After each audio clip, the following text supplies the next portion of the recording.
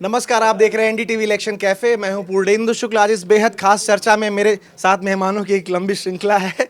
शुरू करते हैं अखिलेश सर, सुमित सर, सुशील सर, बाबा, शादाब भाई, अश्विन। हालांकि अश्विन होस्ट हैं लेकिन आज उनको गेस्ट बनाया हुआ है, पीडी सर और संजय सर। बात हम दिल्ली चुनाव की ही करेंगे। दिल्ली चुनाव में जो प्रचार का पहिया है वो आज थम गया है। 2 दिन बाकी है, परसों 5 तारीख को पोलिंग होनी है, मतदान होना है। लेकिन इन 2 दिन में जो यही रात अंतिम, यही रात भारी जो खेल है वो शुरू होगा। वो क्या होगा, कैसे होगा, हम उस पर बात करेंगे।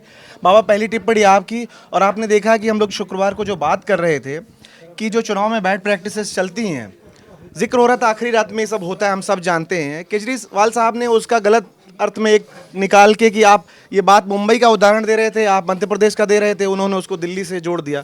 तो कैसे पार्टियां आखिरी 2 रातों में ये खेल करती हैं, तमाम तरह के स्टिंग सामने आ रहे हैं, बहुत सारी चीज़ें मतदाताओं को भांति भांति प्रकार से उनको अपनी तरफ लाने की कोशिश पार्टियां करती हैं। आपका एक बड़ा लंबा अनुभव, बहुत सारे चुनाव आपने ग्राउंड पर रह के देखा है। ये 2-3 जो आखिरी रात बची है, इसका क्या इंपॉर्टेंस? आज तो प्रचार खत्म हो गया, प्रधानमंत्री मोदी ने भी रैलियां की और केजरीवाल सब ने बड़ी बड़ी रैलियां, गांधी। सवाल तो आपको बता दिया। हाँ, तो देखिए आपने सही कहा, प्रचार बंद हो गए हैं और बाकी चीज़ अब से खुल जाएगी। अभी ठेके भी बंद हो गए हैं। अब जो है बटनी शुरू होगी, झुग्गी झोपड़ियों से लेके हर जगह पैसे भी, शराब भी, ये सब बटेंगे। ये चुनाव के रात तक, अगली सुबह तक ये सब चीज़ खेल होता रहता है। लेकिन मुद्दा जो था, जो केजरीवाल जी ने ट्वीट किया, उनको मैं ये जवाब में कहना चाहता हूँ, उन्होंने गलत चीज़ पिक करी है अपनी बात करने के लिए। क्या इसका मतलब, क्या केजरीवाल नर्वस हैं? वैसे एग्ज़ाम है सभी पार्टियों के लिए, सभी पार्टियां जो है नर्वस होती हैं ऑब्वियसली, लेकिन हमारे एक वीडियो को निकाल करके ट्वीट करना, और वो भी जो कि किसी दूसरे कॉन्टेक्स्ट में बात हो रही थी, भोपाल की बात, मध्य प्रदेश की बात हो रही थी, मुंबई की बात हो रही थी, उसको दिल्ली से उन्होंने जोड़ने की कोशिश की है। उसी तरह एक और मुद्दा है जो कि बार बार उठाया जा रहा है, वो है कि वोटर लिस्ट में नाम ऐड करने का। कि ये भी कहा जा रहा है कि बहुत सारे वोटरों के नाम काट दिए गए, बहुत सारे नाम ऐड कर दिए गए हैं।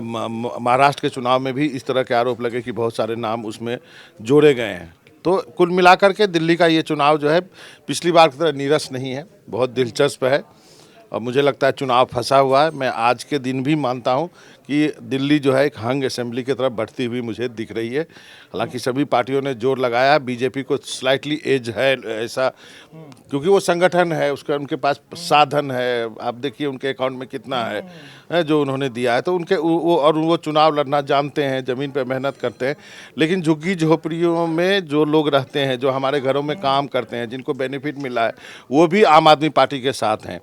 वहीं उसको लेकर के जो फ्लैट वाले हैं, जिनके दिमाग में ये घुस गया है कि हमारे टैक्स के पैसे जो ये फ्री में बांट रहा है, उनमें भले ही रिजेंटमेंट हो, तो वो उसका वोट जो है उसको नुकसान हो सकता है। तीसरा चीज़ मुझे एक बात ये लग रही कि इस बार वो वोटर जो अभी तक जिसको लगता था कि कांग्रेस कहीं नहीं है और हम कांग्रेस को दे करके मेरा वोट जो है ख़राब हो जाएगा, तो हम आम आदमी पार्टी को दे देते हैं क्योंकि वो बीजेपी को नहीं डाल सकते हैं। तो ऐसे में मुझे बहुत सारे ऐसे वोटर मिले हैं जो इस बार अपने मन की बात सुन के कांग्रेस को भी वोट करने वाले हैं, भले ही कांग्रेस कहीं पहुंचे या नहीं पहुंचे।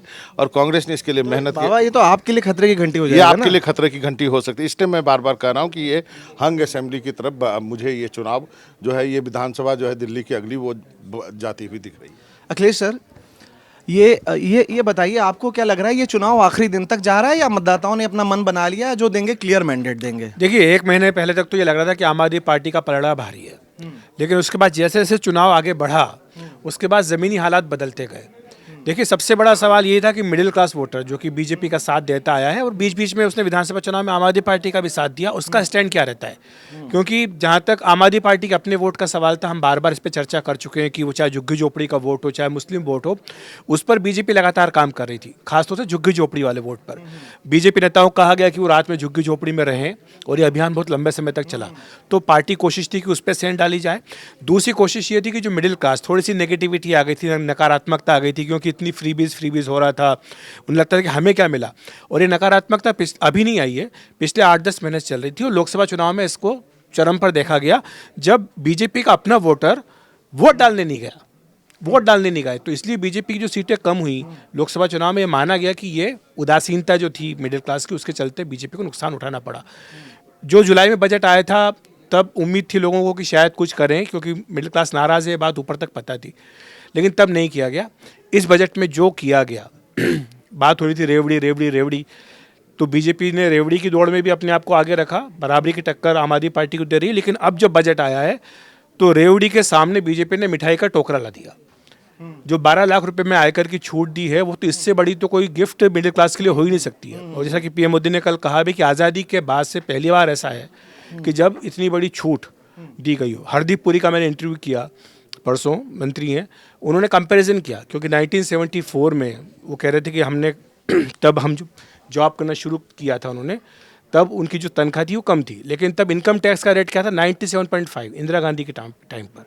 तो उन्होंने मुझे एक आंकड़ा बताया, हालांकि उस पर लेकर चर्चा हो सकती है, पर वो आंकड़ा ये कि 97.5% इनकम टैक्स, यानी आपके हाथ में क्या बचा, 2.5% आपको सिर्फ हाथ में पैसा बचा, एक स्लैब के अंदर 97.5 था। तो ये कंपैरिजन कल पीएम मोदी ने भी किया कि नेहरू जी के टाइम पे 12 लाख का अगर आप कमाते थे तो कितना टैक्स देना पड़ता था, इंदिरा जी के टाइम पे कितना देना पड़ता था, और अब मोदी जी के टाइम पर 12 लाख पे कोई टैक्स नहीं देना। हालांकि वो इन्फ्लेशन रेट के हिसाब से चीजें चेंज तो भाई टैक्स की स्लैब तो वही रहेगी ना। उस जमाने का 12 लाख और आज के 12 परसेंटेज की लाख बात मैं कर रहा हूँ, परसेंटेज की बात कर रहा हूँ कि 97.5% है वो, चाहे इन्फ्लेशन कितना ही हो, लेकिन आमदनी में 97.5% तो कट रहा है आपका टैक्स में, वो तो बहुत बड़ी अमाउंट हुई ना। इन्फ्लेशन तो आप बात कर सकते हो, तब की बात आज की बात, तो ये एक मुद्दा। तो इसको लेकर के बीजेपी ने जो ये कहा है कि रेवड़ी के सामने मिठाई का टोकरा रख दिया, इससे बीजेपी को उम्मीद है कि मिडिल क्लास वोटर, जो कि अमूमन उदासीन होता है बड़े शहरों में, हमने देखा कि मुंबई, दिल्ली, कोलकाता, चेन्नई, यहाँ के मतदाता मिडिल क्लास के वोट डालने नहीं निकलते हैं। तो अब 5 तारीख को कितने मिडिल क्लास के वोटर निकलते हैं, और जैसा मनोरंजन ने कहा, मैं सहमत हूँ इस बात से कि बीजेपी का संगठन बहुत ज़मीन पे एक्टिव रहता है। उनकी कोशिश ये होती है कि अपने लोगों को ज़्यादा से ज़्यादा वोट डालने के लिए निकालें। पहले मतदान फिर जलपान, ये बीजेपी का नारा होता है। हरियाणा जो कि पड़ोसी राज्य, बीजेपी शासित राज्य, वहाँ पर छुट्टी कर दी गई 5 तारीख को। ऐसा होता नहीं अमूमन कि जो पड़ोसी राज्य वहाँ पर भी छुट्टी हो जाए, लेकिन हो गई।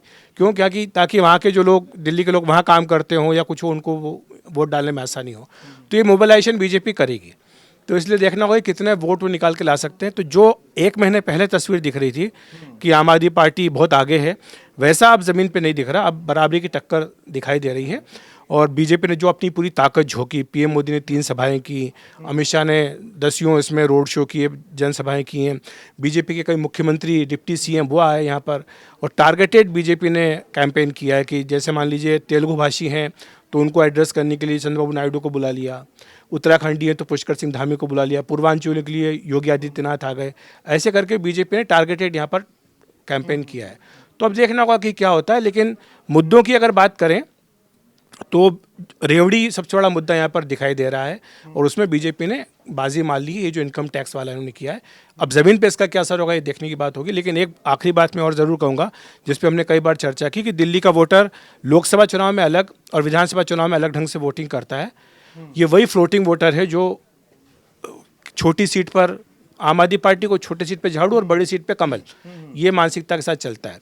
तो अब वो मानसिकता क्या बदलेगी इस बार, ये देखने की बात होगी। संजय सर, ये अच्छा टिप्पणी हमें थोड़ी छोटी छोटी करनी होगी, आज पैनल बड़ा है। बिल्कुल। तो आपका जो कोर वोट है, दलित वोट, मुस्लिम वोट, स्लम वोट और मिडिल क्लास का भी एक सेक्शन उसको वोट देता था, तो जो उनका कोर वोट है वो ठीक ठाक परसेंटेज, 17% दलित है, 13% मुसलमान है, स्लम भी 12-13% के आसपास। तो एक बड़ा चंक 40-42% का उनका एक होता है, जिसका मेजर उनको अभी तक पिछले 2 चुनाव से देता आया। क्या बिना उसमें डेंट किए सिर्फ मिडिल क्लास से उम्मीद करके बीजेपी उतना अच्छा कर सकती है, जिसकी 1-2 दिन से बात की जा रही खासकर? और आप विज्ञापनों में देखिए, मेरे पास तो 3-4 फ़ोन आ चुके हैं कि 12 लाख का माफ़ हो गया। हालांकि जो 1 करोड़ संख्या है वो पूरे देश भर के लिए निर्मला जी ने बताई है, या जो स्वामी फंड के तहत 15,000 जो मकान बने वो भी देश भर के लिए। तो सिर्फ मिडिल क्लास से बात बन जाएगी या कोर वोट में डेंट करना होगा? सही, आपने 3 चीज़ें कहीं। एक तो पहला कहा कि छोटी छोटी टिप्पणी, एकदम छोटी रखूंगा। दूसरा, ये हाउसफुल देख करके दिल गदगद सा हो उठा है, समझे। और तीसरा, मनोरंजन ने शुरू में ही जो एक क्लैरिफिकेशन दे दिया कि मिस इंटरप्रिटेशन जो केजरीवाल साहब ने यहाँ के चर्चा का किया, और इसके साथ एक उसका दूसरे तरह से देखिए तो हमारी चर्चा कितने लोग को किस तरह से इम्पैक्ट करी, वो भी एक देखने का नज़रिया है, राइट। जो आपने कहा, आप डेटा के आदमी हैं, आपके सवाल में ही आपने जवाब दे दिया। आपके सवाल से ये लग रहा है कि भाई 42% पे तो वो सिटिंग प्रिटी है, और मिडिल क्लास की संख्या तो मतलब वो 42% की नहीं है। कोई भी स्ट्रेच ऑफ इमेजिनेशन से जाएंगे तो 42 प्लस 42 84 हो गया। तो मिडिल क्लास काफ़ी बड़ा ग्रुप होता है। एक एस्पिरेशनल, नियो, मिडिल और फिर उसके बाद अपर। फिर इसमें अलग अलग तरह के सब ग्रुप्स होंगे। लिबरल कितने हैं, लेफ्टिस्ट कितने हैं, बाकी कितने हैं। बहुत सारे मिडिल क्लास में हैं लेकिन वो अलग अलग झंडा लेके चल रहे हैं। तभी आप खान मार्केट गएंगे या लिटियंस मीडिया का जिक्र आता है। तो आपके सवाल में एक जवाब छुपा हुआ है कि भाई चाहे लाख नाक रगड़ लो लेकिन झंडा तो किसी और का बुलंद होगा। तो इसमें हम मतलब उसके जवाब में ढूंढेंगे नहीं जवाब। और उस पर एक डिस्क्लेमर दे रहे हैं कि ये डेटा बहुत कई बार मिसलीडिंग होता है। अगर 42% में डेंट नहीं लगता तो लोकसभा के चुनाव में बीजेपी को 54, 56, 58% वोट नहीं मिलते। तो वो जो है एक वो फ्लोट करता है। इस बार के चुनाव में एक चीज़ हम और भी देख रहे हैं, जैसे नई दिल्ली विधानसभा क्षेत्र में ही जो वाल्मीकि बस्तियों से जो जितने हमने वीडियो कैप्सूल्स देखे हैं, मैं एक डिस्क्लेमर भी दे रहा हूं कि मैं नई दिल्ली कंस्टिट्यूंसी में नहीं गया या आमतौर पे जितना सघन रूप से बाकी इलेक्शंस में कवरेज करता हूं, इस बार घूमते फिरते मित्रों दोस्तों चाय पान पे यहाँ वहाँ वो बात कर रहा हूं, नॉट फॉर रिपोर्टाज, अपने अंडरस्टैंडिंग के लिए। तो उस बेसिस से अगर आप देखेंगे जिस तरह की भावनाएं उत्पन्न हो रही हैं, और सुमित भी कई जगह होकर के आए थे, लोग सवाल पूछ रहे हैं कि ये काम नहीं हुआ या ऐसा है। एक समय के बाद आप कुछ चीज़ के लिए आदी हो जाते हैं। जैसे मान लीजिए हम इस माहौल में बैठे हैं, बढ़िया लाइट है, एसी है, तो इसके हम आदी हो चुके हैं। अगर किसी तरह से ये नहीं चलता है तब हमें तकलीफ होती है, भले ही आपको गर्मी या ठंड उतनी ज़्यादा नहीं लग रही हो या उतने लाइट से आपका काम चल जा रहा हो। तो उसके बाद एक चीज़ की आप एक व्यवस्था के आदी हो जाते हैं तो आप सवाल करने शुरू कर देते हैं। इस बार उसके साथ मुश्किल ये है कि केजरीवाल जी के खुद के वादे, अगर ये न करूं तो 5 साल के बाद मुझे वोट न देना, कैसे कोई 5-10 साल सरकार में रहने के बाद कहता है कि हम मतलब फिर से वादे करें और तब हमें जिताना। तो ये तमाम चीज़ें हैं। बहरहाल जो मनोरंजन कह रहे थे कि दिल्ली का चुनाव, मैं वहाँ जा कर के रुक जाऊँगा कि दिल्ली का चुनाव फंसा हुआ है और बुरी तरह फंसा हुआ है। एक उन्होंने जो चीज़ कही वो बहुत इंटरेस्टिंग सिनेरियो खोल देगा। हंग असेंबली होगा तो फिर दो पार्टियां जो आपस में उलझ पड़ी हैं, कभी साथ कभी दोस्त, कभी दुश्मन, कभी दोस्त कभी दुश्मन, वो फिर से दोस्त वाली वो हालत हो सकती है। तो इसलिए हम अभी वहाँ तक नहीं जा कर के केवल इतने पे छोड़ देंगे कि दिल्ली का चुनाव बहुत अच्छे तरह फंसा हुआ है। ये चुनाव as a journalist this is a delight for us. Psephologist के लिए थोड़ा सा नाइटमेयर है क्योंकि वो इधर लगातार वो फेल कर चुके हैं, और जो जनता है और बाकी चाय पे नुक्कड़ पे जहाँ तहाँ चर्चा हो रही है उनके लिए भी बहुत डिलाइटफुल चुनाव है। पीडी सर, एक फैक्टर की बात होती है टीना फैक्टर, मोदी नहीं तो कौन। वैसे ही दिल्ली में बार बार बात होती है केजरीवाल नहीं तो कौन। केजरीवाल ने तो कैंपेन ही अपना बना लिया कि आपका सीएम केजरीवाल, दिल्ली का सीएम कौन। हाँ। तो आपको लग रहा है बीजेपी का सीएम, बीजेपी का दूल्हा कौन। तो ये आपको लग रहा है ये इम्पैक्ट करेगा ये सारी चीजें क्योंकि केजरीवाल देखिए कितना भी कोई विपक्ष असल कहे, में देखिए मुहावरों की राजनीति जो इतनी ज़्यादा हो चुकी है कि बात पीछे छूट गई। एक बात जहां मैं बाबा से थोड़ा असहमत लगता हूँ, हंग असेंबली नहीं होने जा रही है। क्योंकि जो आंकड़े हम लोग देख रहे हैं, अगर कांग्रेस 7.5% का स्विंग भी हासिल कर लेती है तब भी वो 0% वोट लाती है, सीटें जीरो सीट लाती है। हाँ, तो इसका मतलब कि जो भी कांग्रेस जो भी मजबूती हासिल करेगी वो आपको नुकसान पहुंचाने वाली होगी। एक बात तो ये है। और ये सच है कि चुनाव फंसा हुआ है, लेकिन ऐसा ही चुनाव 2019 का भी फंसा हुआ बताया जा रहा था। असल में मैंने आज से नहीं पिछले 25, 30, 40 साल से बल्कि देखा है कि अक्सर मैंने दिग्गज पत्रकारों से लेके जो सेफोलॉजिस्ट हैं, सबकी गणनाएं जनता गलत साबित कर देती है। 1984 के चुनाव में मैं इस बात को बार बार दोहराता हूँ, सबको माफ़ी मांगनी पड़ गई थी। इंदिरा गांधी खत्म हो गई, इंदिरा गांधी खत्म हो चुकी थी और लगता था कि अब तो कांग्रेस खत्म हो गई। और चुनाव परिणामों के बाद राजस्थान पत्रिका ने, जो राजस्थान का सबसे बड़ा अखबार था उन दिनों, बैनर दिया था एक शब्द का, माफ़ी। और जनसत्ता ने लिखा था मत पेटियों से निकली इंका की आंधी। कहाँ से निकली नहीं पता है। 2004 में अटल आडवाणी की इतनी बड़ी इमेज थी और उसके आगे सोनिया गांधी बिल्कुल बच्ची लगती थी। हर कोई मानता था कि 300, 350, 400 सीटें तो इस बार बीजेपी ले आएगी। हम लोगों ने देखा कि नतीजा उल्टा हो गया। 2012 में मोदी जी के 14 में इस तरह आने की कल्पना किसी ने नहीं की थी कि बीजेपी को सीधे बहुमत मिल जाएगा, वो हो गया।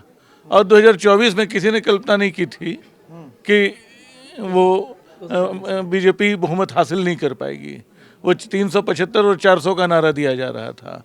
तो बल्कि मुझे याद है कि ठीक चुनाव से पहले जो एनडीटीवी पे आते थे एक जानकार जो 3 महीनों से लगातार कुछ बता रहे थे, मैंने उनसे पूछा कि जाते जाते बताइए कितनी सीटें बीजेपी को। उन्होंने कहा 300, और 4 घंटे बाद पता चला कि गलत थे वो। तो ये स्थिति आती है। दिल्ली चुनाव में भी 2019 में हम देख चुके हैं, 20 विधानसभा चुनाव, हाँ 2020 में हम देख चुके हैं विधानसभा चुनाव में कि आप बिल्कुल फंसी हुई लग रही थी। उसके पहले के सारे चुनाव हार रही थी, अचानक जनता ने कुछ कर दिया। अब पैटर्न वही बना हुआ है कि लोकसभा सारी सीटें बीजेपी ले जा रही है और विधानसभा आप आगे निकल जा रही है। तो मुकाबले में कांग्रेस तो नहीं है। और बिल्कुल निर्णायक क्षणों में जो एंटी बीजेपी वोट है, इस एक बात को ध्यान में रख के हो सकता है कि कांग्रेस से जो मोह पैदा हो रहा है उसको छोड़ के वो आपकी तरफ मुड़ जाए। सुमित सर, ये सुमित सर के जाने के पहले सुमित सर का एक सवाल हमने सुना था पिछले कार्यक्रम में, और बड़ा इंटरेस्टिंग सवाल उन्होंने पूछा था, खेला हो गया अपने का विषय पे, कि आप एक बार जवाब दे दीजिए कि खेला पहले था कहाँ और अब किधर गया है। तो वो बड़ा इंटरेस्टिंग हमें लगा, मैं था नहीं उस दिन, तो इसलिए उनके शुरू करने के पहले मैं वहाँ फिर से नहीं, मैं आऊँगा उस पर भी थोड़ा समय, कभी फिर बाद में जवाब देंगे उसका। सर ये बाबू बाबा कह रहे हैं फंस गया, और कुछ लोग कह रहे हैं क्लियर है। मुझे पता है आप बचते हैं भविष्यवाणी टाइप वाले मामले से। मैं पोलसर हुई नहीं। हाँ ठीक है, लेकिन आपको लग रहा है चुनाव आखिरी दिन तक जाएगा? चुनाव आखिरी दिन तक जाएगा, चीजें क्लियर हो गई, अब लास्ट में तो वो इस होता ही है, रस्म अदायगी है। आखिरी दिन वोटिंग के आखिरी सेकंड तक जाएगा, जब आखिरी वोट पड़ रहा होगा उस हमको, मेरे कहने का उस मतलब तक जाएगा चुनाव। फंसे होने की तरह से आखिरी दिन जाएगा या क्लियर हो के आखिरी दिन तक जाएगा? मैं एक बहुत सिंपल सी बात कर रहा हूँ कि मैं इन दिनों में मैंने ये ऑब्जर्व किया है, हाल के दिनों में, कि अब हंग असेंबली, हंग पार्लियामेंट्स नहीं आती है, मैंडेट क्लियर आता है। तो यहाँ मैं पीडी सर के साथ हूँ। किधर आएगा मुझे नहीं पता, इस तरफ आएगा उस तरफ आएगा, खेला किसका होगा, आपके शब्दों में खेला हो गया, तो खेला किसका हुआ मुझे नहीं पता, लेकिन मुझे ऐसा लगता है कि क्लियर चीज़ें क्लीन होंगी, दिक्कत की बात नहीं है। लेकिन 2-3 चीज़ें मैं कहना चाहूँ। इस कैफ़े को 2 दिन बाद हम कर रहे हैं, बड़ी अच्छी बात अभी अखिलेश जी ने कही। कल मैं दिल्ली में घूम रहा था, कल मैं दिल्ली में, मतलब आप मान लीजिए लगभग मैंने 80-90 किलोमीटर गाड़ी चलाई अपने पारिवारिक कामों से, और दिल्ली में पोस्टरों से भरा पड़ा था। दिल्ली को उपहार 12 लाख, मोदी जी की फ़ोटो, 12 लाख का बजट जो छूट मिली है इनकम टैक्स में, और उपहार, सौगात, इन शब्दों का इस्तेमाल था। तो जब हम उस दिन एंकरिंग कर रहे थे, जिस दिन ये बजट आ रहा था, तभी हमने कहा था कि दिल्ली और बिहार को रख के किया गया है। तब तक हम ये कहने में थोड़ा संकोच कर रहे थे कि इसको दिल्ली से जोड़ के देखें कि नहीं देखें, पर जैसे, हाँ वो बात की बात है, मैं उस दिन की बात कर रहा हूँ स्पेसिफिकली। फिर जैसे ही बजट स्पीच खत्म हुआ, एक पहली जो रिएक्शन आया जो मंत्रियों का पीएम के आने के पहले, वो पीयूष गोयल साहब का आया, जो मैंने सुना, हो सकता है और भी आया हो क्योंकि मैं स्टूडियो में था। पीयूष गोयल जी ने सीधे सीधे दिल्ली के लोगों को हमने ये राहत दी है, दिल्ली के इतने लाख वर्कर हैं, इसको राहत पहुंचाएगी। तब हमको मौका मिल गया कहने का, समझाने का कि भाई ये इसमें चुनाव भी है, इसमें केवल वो नहीं है। लेकिन अब जब आप आत्मावलोकन करते हैं ना, पिछले 1 साल की घटनाओं का मान लीजिए, या 2024 के चुनाव से लेकर अब तक का मान लीजिए, तो ये स्थिति क्यों आई? जो बात उदासीनता आ गई थी, अर्थव्यवस्था कमज़ोर थी, लोग बाग मायूस होने लगे थे। एक बहुत बड़ा मोमेंटम खड़ा हुआ था 24 के चुनाव के पहले, जिसकी वजह से बीजेपी 300 से घटकर 240 पे आई, और बीजेपी को रियलाइजेशन हुआ कि हमारा जो कोर वोट बैंक है वो इन्हीं वजहों से हमको वोट नहीं कर रहा है। जैसे अखिलेश जी ने खुद कहा कि बीजेपी के लोग, अपने लोग वोट डालने नहीं गए, तो ये लोग वोट डालने क्यों नहीं गए, वो क्यों वोट करें, उनको क्या मिल रहा था? उनको अपने लोगों को, अपने काडर को मोटिवेट करने के लिए, मुझे ऐसा लगता है कि जो कैंपेन विपक्ष ने छेड़ा, जिसकी अगुवाई राहुल गांधी कर रहे थे, जिस वजह से कांग्रेस 99 के आंकड़े तक पहुंची, 44 कितने थे उनके पिछली बार, वहां से बढ़ के, तो बीजेपी को लगा कि अगर अभी भी मौका है, और उन्होंने बहुत अच्छा टेम्पलेट हरियाणा में और महाराष्ट्र में करके देखा, यही चीज़ कि उन्होंने मातारी योजना छत्तीसगढ़ में, और यहाँ जो भी नाम थे अलग, जिससे फ़ायदा सीधे कैश के तौर पर दिया गया। तो ये समझ में आया कि जनता के हाथ में पैसा देना चाहिए, और पैसे से हमको भरोसा मिलता है।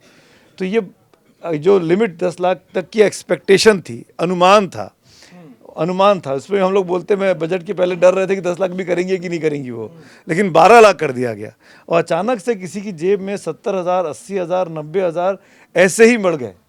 आप अगले साल जब इनकम टैक्स भरे, ये मैं अभी से बता दे रहा हूँ, ये 1 साल का है ये मुझे अभी से लग रहा है कि 1 साल के लिए है ये आपके इनकम टैक्स में जो राहतें मिली हैं। अब स्लैब्स, क्योंकि इनकम टैक्स का नया कानून आने वाला है, जो दिल्ली के चुनाव निपट जाए उसके बाद बिल आएगा तो देखना। चीज और है कि देखना अभी पड़ेगा। जो अगला पे कमीशन आ रहा है उसमें तनख्वाहें बढ़ेंगी तो स्लैब नीचे आ जाएंगे। ये भी एक डर है। ये ध्यान, क्योंकि 1 जनवरी से लागू होना है उसने, तो इसलिए ये करना भी मतलब 1 साल तो है ही, अब बाद में अगले साल फिर बढ़ाते हैं स्लैब या नहीं, क्योंकि तनख्वाहें बढ़ेंगी निश्चित तौर पर। अब देखते हैं क्या, जो हम तो केवल आकलन ही कर सकते हैं, हम अब जो गलत भी हो सकता है सही भी हो सकता है, पर वो 12 लाख जो फिलहाल किया गया है उससे दिल्ली के चुनाव पे तो सीधा असर हुआ है और बीजेपी उसको इनकैश भी कर रही है। मिडिल क्लास को घर से निकालकर पोलिंग बूथ तक लाना और आम आदमी पार्टी के पास जो मिडिल क्लास चला जाता था विधानसभा चुनावों में, क्या वो निकलकर अरविंद के लिए अब वोट करेगा? उसको एक तरफ बीजेपी की दी हुई सौगात दिखाई दे रही है, उपहार दिखाई दे रहा है। बीजेपी ने आम आदमी पार्टी से आगे बढ़कर 2100 का 2500, बिजली भी उतनी फ्री, पानी भी उतना फ्री, तमाम स्कीमें जारी रखने की बात कर दी है।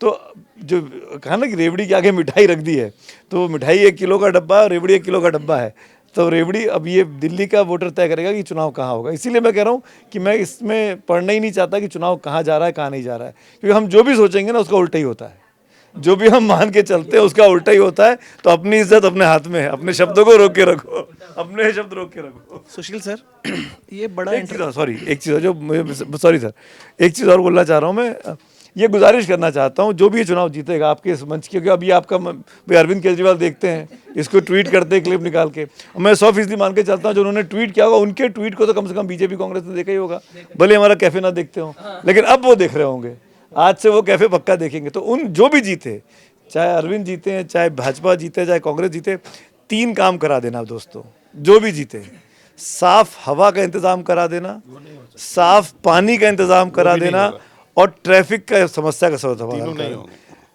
तो काहे को हैं फिर हम लोग, चलें गोवा हुआ कहीं लक्षद्वीप रहने के लिए।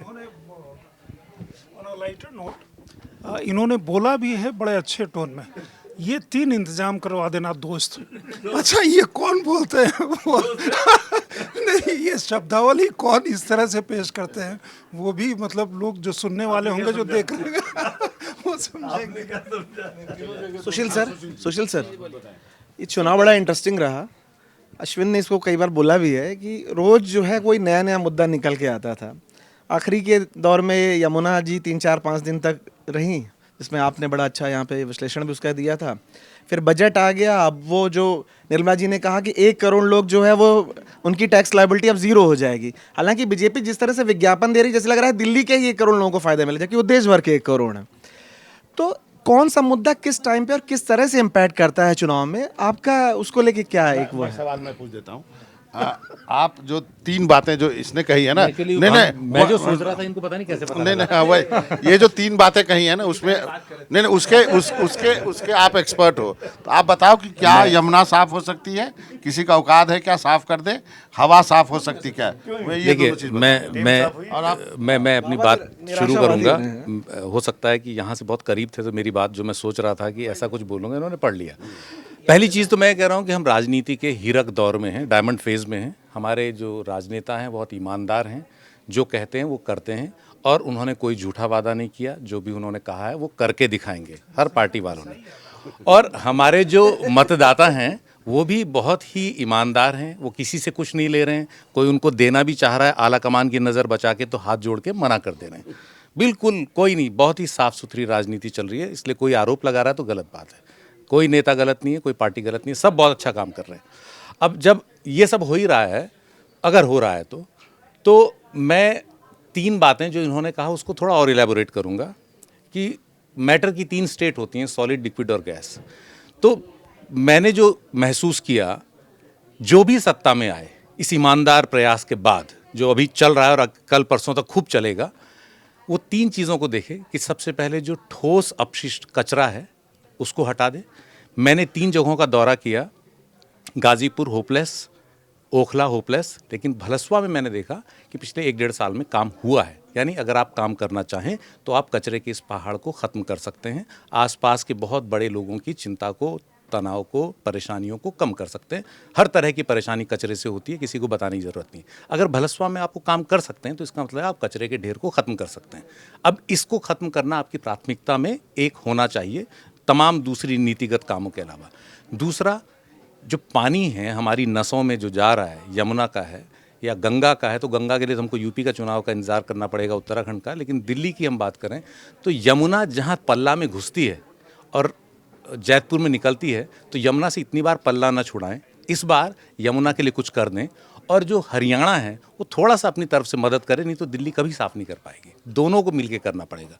तो लिक्विड के मामले में आप थोड़ा ये मदद करेंगे तो जो पानी आपके और आपके बच्चों के और हम सब के अंदर जा रहा है वो साफ़ होगा। और तीसरा, ये दोनों आप काम कर देंगे तो हवा भी साफ़ होनी शुरू हो जाएगी। तो सॉलिड, लिक्विड और गैस, मेरा कहने का मतलब है कि मैटर की इन 3 अवस्थाओं को इसी प्राथमिकता के हिसाब से आप हल करना शुरू कर देंगे तो आपकी राजनीति मैटर के चौथे स्टेट में, प्लाज्मा में पहुंच जाएगी, जो बिल्कुल गॉडली टाइप है। शादाब भाई, मैं 2 फैक्टर के बारे में आपसे पूछूंगा जो दोनों इंपॉर्टेंट फैक्टर है। महिला फैक्टर, आप सीधे सीधे पूछिए। सीधे सीधे पूछिए। मैं आपसे ये जानना चाहता हूँ, मुसलमान जो है वो किसको वोट कर रहा है? क्या आम आदमी पार्टी करेगा? नहीं, मैं सीरियस नोट पे बात कर रहा हूँ। या फिर वो कांग्रेस को भी कर सकता है? वैसे तो 2 ही सीट पे लड़ रहे हैं।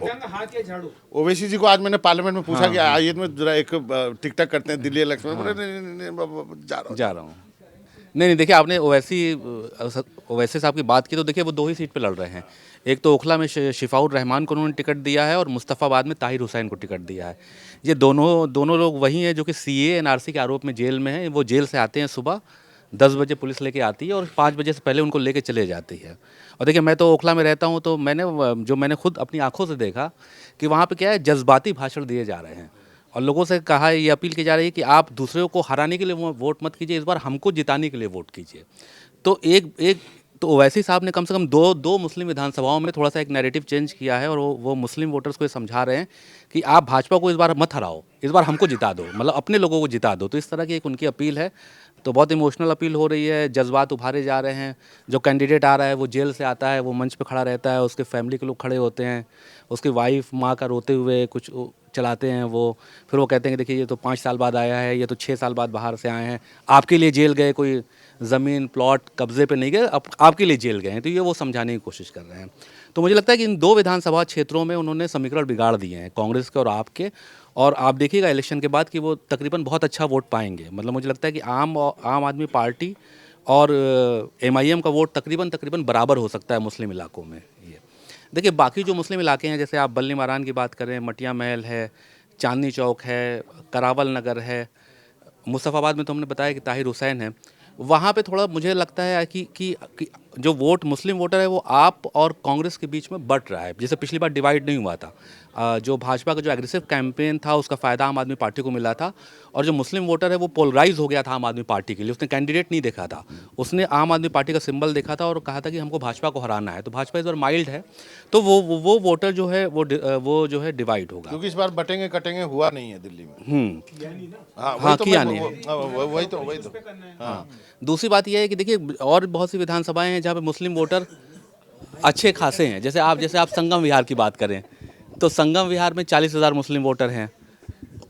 उसके बाद आप कस्तूरबा नगर आ जाएं, वहाँ मुस्लिम वोटर अच्छे खासे हैं। अगर आप वहाँ चले जाएं, क्या कहते हैं, निज़ामुद्दीन में, जहाँ से वो लड़ रहे हैं, आपके मनीष सिसोदिया जो लड़ रहे हैं सफदरजंग वाली सीट पे, जंगपुरा की सीट पे, तो हाँ, तो वो वहाँ मुस्लिम वोटर अच्छे खासे हैं।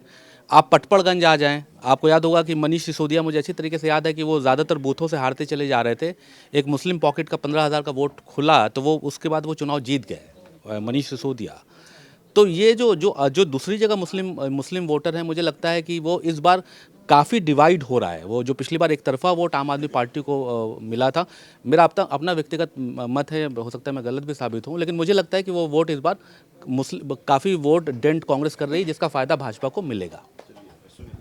मैं 2-3 चीज़ें बस बता दूं। आपका ऑब्जर्वेशन क्या रहा है? आप तो काफ़ी घूमे हो। जैसे सीधा सवाल बाबा ने पूछा था ना अभी शादाब से, वैसे मेरा एक सीधा सवाल आपसे है ना, प्रखर संवाददाता हमारे, और नई दिल्ली सीट का भी हाल आप ज़रूर बताइएगा, क्योंकि आप चारों तरफ घूमे हैं, आपको भी आपने बहुत अच्छे से कवर किया है और इस दौरान आपने सही में इस ठंड के दिन में पसीना बहाया है, तो उसका ज़रा निखार हमें भी दिखाइए।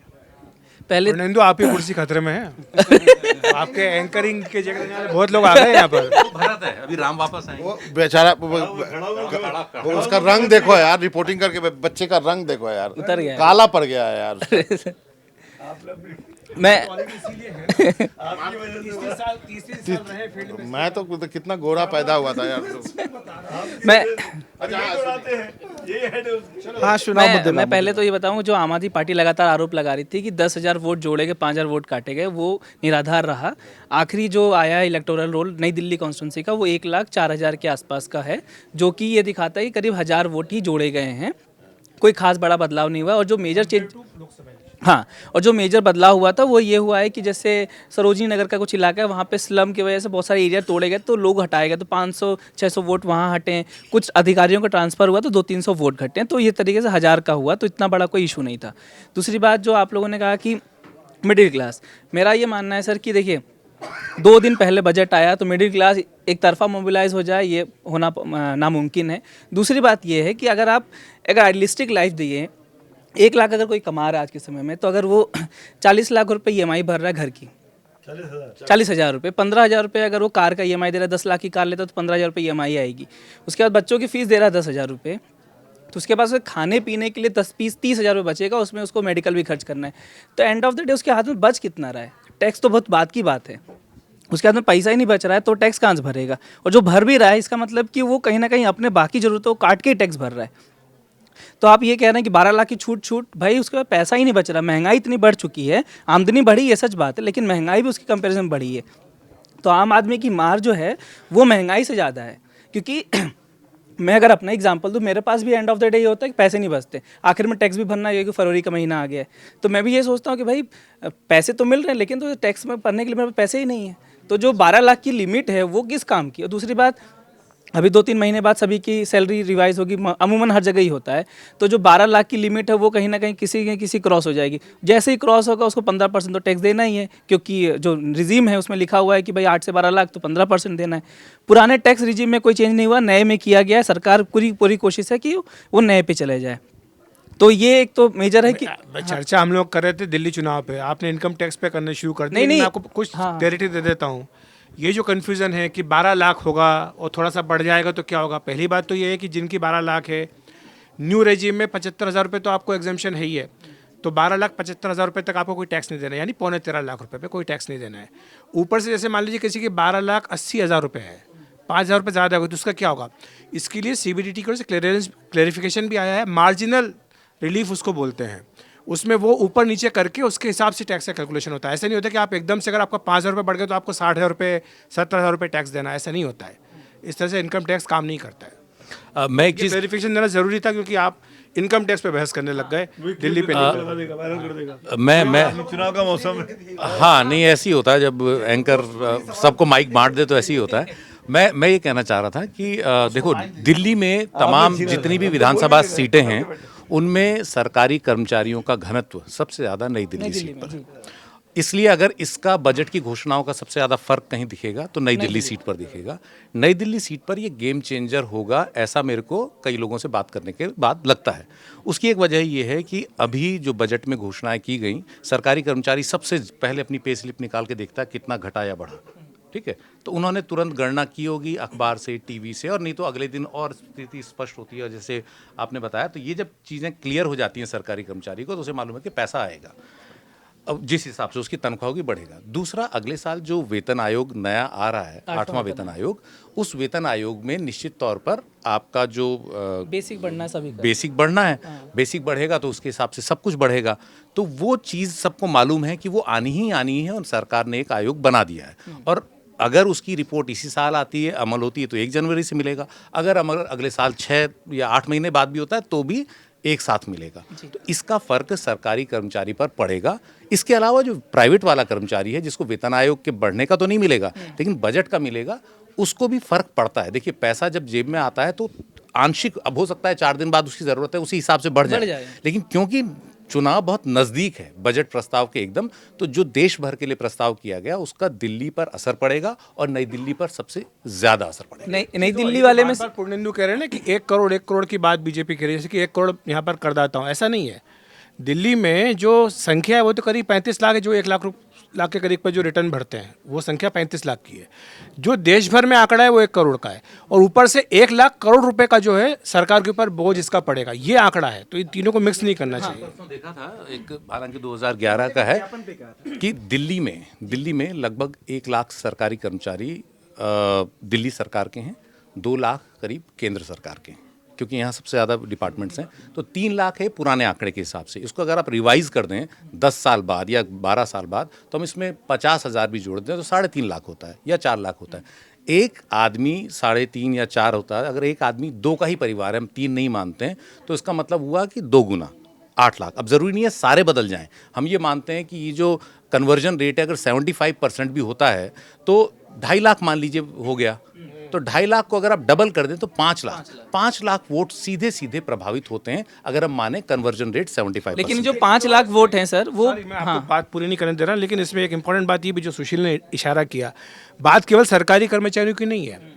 प्राइवेट सेक्टर में जो लोग काम कर रहे हैं उनकी संख्या बहुत बड़ी है। सरकारी कर्मचारियों की तो उन्होंने संख्या बताई बहुत ज़्यादा नहीं है, लेकिन प्राइवेट में काम करने वाले लोग जो दिल्ली में रहते हैं, जो उस राहत का इंतजार कर रहे थे, इसके बारे में नेगेटिविटी का जिक्र मैंने शुरुआत में किया कि जो बीजेपी के लिए वोट डालते आए थे लोकसभा चुनाव में, इस बार कई उनमें से वोट डालने नहीं गए। उनके लिए एक ये पॉजिटिव मैसेज है कि भाई हम आपके लिए हैं, हम आपके लिए कुछ कर रहे हैं। तो ये सब चीजें बजट की अगले साल लागू होंगी। Exactly. इस बार नहीं इस साल भरना में है। कुछ नहीं होना है। अभी जो आप फाइल कर रहे हैं ना, ये अगले फाइनेंशियल ईयर के लिए है। इलेक्शन तो अभी है ना, बजट की तो बात की बात। लेकिन आदमी जो फैसले लेता है ना भविष्य की प्रत्याशा के हिसाब से लेता है कि मेरा भविष्य उज्जवल है। आज हो सकता है उसे मालूम है कि नहीं, देखिए जो आप 1,000 रुपये घोषणा की महिला को देने की अभी तक नहीं मिली, उसके बाद बोल दिया कि 2,500 रुपये 2,100 रुपये कर दिया। देखिए हम लोग जो बात कर रहे थे कि पॉलिटिकल इम्प्लीकेशन क्या होगा, मैं यही कहना चाह रहा हूँ कि जो मिडिल क्लास वाली राहत है कहीं ना कहीं है, लेकिन उसका पॉलिटिकली एक तरफा फायदा हो जाए बीजेपी को, मुझे वैसा दिख नहीं रहा है। हाँ, दूसरी बात नई दिल्ली वाली सीट को लेकर जो मैं पूरी आपसे बात से एग्री हूँ, क्योंकि मैं 2 जगह गया था, किदवई नगर गया और कालीबाड़ी इलाके गया। कालीबाड़ी इलाके में भी सरकारी मोस्टली बना हुआ है और किदवई नगर के आसपास भी सरकारी बना हुआ है। सरकारी कॉलोनियों के बाहर जो कच्ची कॉलोनियाँ या झुग्गी झोपड़ी, वहाँ के लोग आम आदमी पार्टी के, लेकिन अंदर जो लोग रहते हैं वो इतना फेवरेबल नहीं है। उनके अंदर 2 चीज़ें मानसिकता है। एक तो उनको लगता है कि हमारे फ्री के पैसे, हमारे टैक्स के पैसे से फ्री दिया जा रहा है, तो भाई हम क्यों आपको दें। दूसरा कहीं ना कहीं वेतन आयोग वाला जो है उनके दिमाग में, और तीसरा जो अब रिलीफ मिल गया है। और कहीं ना कहीं दिल्ली सरकार के कुछ कर्मचारियों की नाराज़गी दिल्ली के सरकार से भी है, क्योंकि वहाँ टसल इतना चलता है कि कर्मचारी पिसता ज़्यादा है, क्योंकि एलजी और सरकार के बीच में कर्मचारी पिसता है। तो इसी वजह से सरकारी जो है, क्योंकि मैंने कई सरकारी अधिकारियों से बात की थी, उनका कहना था कि सरकारी कर्मचारी दिल्ली सरकार से खुश नहीं होते हैं, खासकर केजरीवाल की सरकार से, क्योंकि उनको सेंट्रल गवर्नमेंट और उनके पिस जाते हैं, और अधिकारी जितना भी अधिकार है वो सेंट्रल गवर्नमेंट का ही इनके ऊपर है, एंड ऑफ द डे तो इन्हीं के पास है। तो कहीं ना कहीं वो नाखुश तो होते ही हैं। लेकिन जो कंसोलिडेशन है सरकारी कर्मचारियों का, वो 7 अलग अलग कॉन्स्टिट्यूंसी में है। तो ये कहना कि 1 लाख में से 50,000 या 60,000 सरकारी होंगे या 80,000 सरकारी होंगे, इसका तो कोई डेटा है नहीं। लेकिन अगर इतने बड़े लेवल में होगा तो हो सकता है आम आदमी पार्टी के लिए बहुत बड़ा। लेकिन इन जनरल भी जैसा आपने कहा था, बहुत टफ फाइट है नई दिल्ली सीट पे, ये फैक्ट है। मैं दिल्ली के हिसाब से बता रहा हूँ कि पिछले विधानसभा चुनाव में 2020 के लगभग 65-66 लोगों ने वोट दिया दिल्ली में। उसमें लगभग 34-35 लाख लोगों ने वोट दिया आपको, और करीब 24 लाख के आसपास वोट मिले बीजेपी को, यानी लगभग 9 लाख का अंतर था। अब इस 9 लाख के अंतर को पाटने के लिए आपको जो फेंस सीटर्स हैं उनको इधर लाना पड़ेगा, जिसकी कोशिशें हो रही हैं। दूसरा सरकारी कर्मचारी हैं, तो इस 9 लाख में कितने इधर आएंगे, ये चीज़ उन्होंने साधी है इस बजट प्रपोजल से, जो पूरे देश पर के लिए था, लेकिन दिल्ली पर इसका असर पड़ेगा, क्योंकि ये 9 लाख बहुत बड़ा अंतर होता है, बहुत बड़ा अंतर होता है 9 लाख। लेकिन ये जो था, ये भी अपने आप में एक बड़ी तेज हवा थी, आंधी थी बजट की, जो मुझे लगता है कि फर्क डालेगी, बड़ा फर्क सभी कह रहे हैं कि जो फाइट बढ़ी है वो सच बात है कि टफ ग्राउंड पे दिख रहा है लोगों में कि फाइट बहुत टफ है। लेकिन सर मुझे ऐसा लगता है कि दिल्ली में बीजेपी का जो वोटर है वो थोड़ा सा आम आदमी पार्टी से ज़्यादा वोकल है। उसका कारण है कि अगर आप जाएंगे इलाकों में बात करने के लिए, नहीं, आम आदमी का पार्टी का वोटर, ये मेरा एक्सपीरियंस है जिस समय से अन्ना आंदोलन के बाद से ही, समझ रहे हैं, वो कहीं से बीजेपी के वोटर से कम वोकल नहीं है। उनके प्रवक्ता भी देख लीजिए, आते ही मतलब आद्यो पांत लेके रसद पानी लेके चढ़ जाते हैं। उनके सपोर्टर्स भी मैंने देखा है वो प्रखरता, मतलब पिछले 2 चुनाव में या उसमें लोकसभा के चुनाव में। तो मैं बस ये यार जाते जाते बस मैं ये कह रहा हूँ, अभी अरविंद केजरीवाल का एक ट्वीट आया है कौन सा? हाँ। थोड़ी देर पहले ही, वो कह रहे हैं कि 55 सीटें आ रही हैं, थोड़ी सी महिलाएं जोर लगाए तो 60 सीटें आ जाएंगी। अब ये अगर रूलिंग पार्टी वाले कह रहे हैं कि 55 सीटें आ रही हैं, जिनकी 62 सीटें अभी आज की तारीख में है, तो मतलब 7 सीटें तो वो खुद ही अपनी कम करके बता रहे हैं। तो ये बता रहे हैं कि इसका मतलब दिल्ली में, जैसे कि शुरुआत में बाबा ने कहा था, मामला क्लोज है, क्लोज फाइट है, लेकिन जो भी जीतेगा एक तरफा ही जीतेगा। बाबा, अब ये चूंकि वाइंड अप होने जा रहा है, बस एक सवाल आपसे कर लेंगे कि जैसे कांग्रेस का एक लेटेस्ट सर्वे आया है, अभी किसी ने मुझे बताया कि कांग्रेस ये मान रही है कि 15 से 20 सीटों पे उसके कैंडिडेट बहुत अच्छी फाइट दे रहे हैं। पहली जो 21 हाँ। की जो लिस्ट निकाली थी ना, हाँ, उस तो 21 वो की लिस्ट आपको में लगता है कि ये जो अधिकतर 15-20 कैंडिडेट है जिनकी हम लोग चर्चा भी कर रहे हैं, तो उस वो लगता है कि वो फायदा पहुंचा सकता है बीजेपी को, कांग्रेस का मजबूती से इन नहीं, सीटों दो पे तरफा लड़ना? होता है ना। ऐसा तो एक ब्लैंकेट माना जाता है कि बीजेपी को फायदा पहुंचाएगा, लेकिन वो भी तो एंटी इनकम्बेंसी वाला ही वोट है ना, वो समझ गए आप। तो दोनों तरफ से है, लेकिन मैंने जैसा कहा ना कि खेल बिगाड़ने के लिए काफी है इतना वोट। फंसा हुआ चुनाव केजरीवाल के लिए है, क्योंकि वो इनकम्बेंट है। मतलब अंत में बात वहां पे निकल करके आती है। देखिए जो 2020 का हाँ, मैं भी सवाल तो करने नहीं दिया आप लोगों ने, तो हमने कहा चलो अपना ओपिनियन ही थोड़ा सा डाल देते हैं। आज बाबा फॉर्म में थे दरअसल। तो 2020 में 15% का गैप था। अगर डेटा के लिहाज से आप देखें तो 15% के वोट के गैप को पाटना इतना आसान होता नहीं है। अब जैसे ये त्रिपुरा, असम, हरियाणा, हाँ, ये सब एग्जाम्पल हैं। एग्जाम्पल 2% है। से कहाँ इसीलिए मैंने कहा इतना आसान नहीं होता है। जबकि आम आदमी पार्टी बहुत, ऐसा नहीं कि वो चुनाव से बिल्कुल दौर से बाहर हो गई है। और देखिए चुनाव थोड़ा साइलेंट है इस बार का, और वोटर थोड़ा वक्त ले रहा है। लेकिन एक हमने बात, सारे फैक्टर्स पे बात हुई, बहुत सारे कास्ट फैक्टर, मुस्लिम फैक्टर, बहुत सारे, लेकिन हमने महिला फैक्टर पर हमने बात नहीं, क्योंकि हमने पिछली बार भी देखा जो 15% का गैप था उसमें 80% योगदान बाबा महिलाओं का था। केजरीवाल, जो अखिलेश सर जिस ट्वीट का जिक्र करते हैं जिसमें वो 55 सीटें कह रहे हैं, और साथ ही ये भी एक वो कह रहे हैं कि अगर महिलाएं घर के पुरुषों को थोड़ा सा भेजें बाहर वोट करने के लिए समझा कर, तो हमारा आंकड़ा 60 के पार भी जाएगा। सवाल उठेगा क्या महिलाएं अभी उसी तरह से आपके साथ हैं जैसा महिलाओं को फोकस उनका रहा है फ्री बस का और सारी चीज़ों का। और उन्होंने देखिए 2100 का वादा सबसे पहले उन्होंने किया। इसके अलावा फॉर्म भरवाने से लेके कैंपेन के लेवल पे आप थोड़ा आगे नजर आई। ये वादे बीजेपी और कांग्रेस की तरफ से बाद में आए। अगर यही वायरल होगा आज, यही नहीं, आपका जो संदेश है। मैं कह रहा आज हूं, यही। अगर महिला फैक्टर इंपॉर्टेंट है, अभी आपके साथ उसका समर्थन बना हुआ है, तो वो भी एक फैक्टर हमें देखना होगा। बाकी रिजल्ट तो 8 तारीख को ही पता चलेगा। धन्यवाद, कल फिर बात करेंगे, तब तक के लिए धन्यवाद।